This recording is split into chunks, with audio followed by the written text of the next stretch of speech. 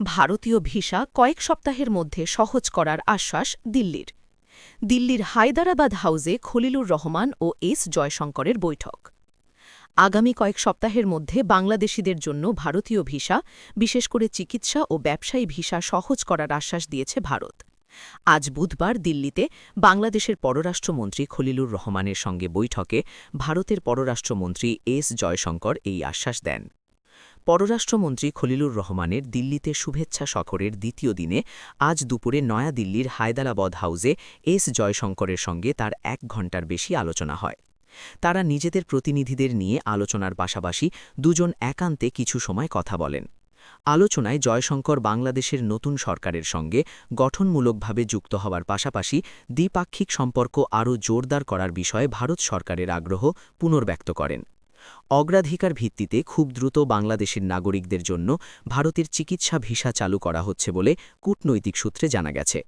বৈঠকের পর জয়শঙ্কর এক্সে এক পোস্টে লিখেছেন, ঘনিষ্ঠ যোগাযোগ বজায় রাখার ব্যাপারে আমরা একমত পোষণ করেছি। বৈঠক নিয়ে ভারতের পররাষ্ট্র মন্ত্রণালয়ের এক সংবাদ বিজ্ঞপ্তিতে বলা হয়েছে, দুই পক্ষ বিদ্যমান দ্বিপাক্ষিক কাঠামোর মাধ্যমে অংশীদারিত্ব গভীর করার প্রস্তাবগুলো পর্যালোচনা করেছে। এই লক্ষ্যে শিগগিরই পরবর্তী আনুষ্ঠানিক বৈঠক অনুষ্ঠিত হবে বলে আশা করা হচ্ছে। এছাড়া আলোচনায় দুই পক্ষ পারস্পরিক স্বার্থ সংশ্লিষ্ট আঞ্চলিক ও বিশ্ব বিষয়াবলী নিয়েও মতবিনিময় করেছে।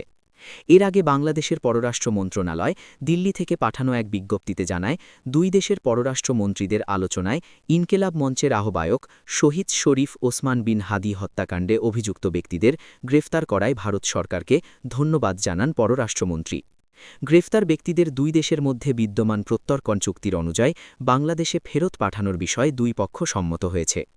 এছাড়া গণ-অভ্যুত্থানের মুখে দেশ থেকে পালিয়ে দিল্লিতে আশ্রয় নেওয়া ক্ষমতাচ্যুত প্রধানমন্ত্রী শেখ হাসিনা ও সাবেক স্বরাষ্ট্রমন্ত্রী আসাদুজ্জামান খানকে ঢাকার কাছে প্রত্যর্পণের জন্য অনুরোধ জানানো হয়েছে পররাষ্ট্রমন্ত্রীদের বৈঠকে।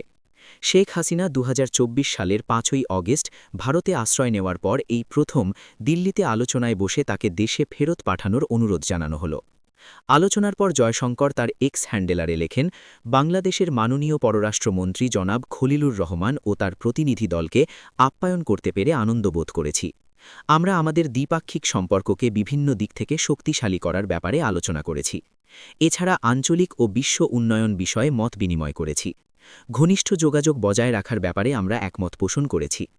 বাংলাদেশের পররাষ্ট্র মন্ত্রণালয় জানায়, দুই পররাষ্ট্রমন্ত্রীর আলোচনায় উভয় পক্ষ বিভিন্ন ক্ষেত্রে দুই দেশের দ্বিপাক্ষিক সম্পর্ক এগিয়ে নিয়ে যাওয়ার গুরুত্বের ওপর জোর দেয়। পাশাপাশি গুরুত্বপূর্ণ আঞ্চলিক ও আন্তর্জাতিক বিষয় নিয়েও আলোচনা হয়। পররাষ্ট্রমন্ত্রী খলিলুর রহমান বলেছেন, প্রধানমন্ত্রী তারেক রহমানের নেতৃত্বে সদ্য নির্বাচিত বিএনপি সরকার বাংলাদেশ ফার্স্ট নীতির আলোকে এবং পারস্পরিক আস্থা, সম্মান ও পারস্পরিক সুফলের ভিত্তিতে পররাষ্ট্রনীতি পরিচালনা করবে। ডিজেল ও সার সরবরাহ বাড়ানোর অনুরোধ। বিকেলে দিল্লিতে ভারতের পেট্রোলিয়াম ও প্রাকৃতিক গ্যাস বিষয়ক মন্ত্রী হরদীপ সিং পুরীর সঙ্গে আলোচনা করেন পররাষ্ট্রমন্ত্রী। তিনি সাম্প্রতিক সময়ে ভারত থেকে বাংলাদেশে ডিজেল সরবরাহের জন্য ভারতের পেট্রোলিয়াম মন্ত্রীকে ধন্যবাদ জানান। তিনি ভারত থেকে বাংলাদেশে ডিজেল ও সার সরবরাহের পরিমাণ বাড়ানোর অনুরোধ করেন। হরদীপ পুরী এ সময় তাকে জানান, ভারত সরকার বিষয়টি দ্রুত ও ইতিবাচকভাবে বিবেচনা করবে। আলোচনায় উভয় পক্ষ গুরুত্বপূর্ণ বিষয়গুলোয় নিয়মিত পরামর্শ চালিয়ে যাওয়ার ব্যাপারেও একমত হন। এর আগে সকালে ভারতের কয়েকজন সম্পাদক ও জ্যেষ্ঠ সাংবাদিকদের সঙ্গে প্রাতরাশ সভায় যোগ দেন পররাষ্ট্রমন্ত্রী। বিজেপি সভাপতিকে বিএনপি চেয়ারম্যানের চিঠি।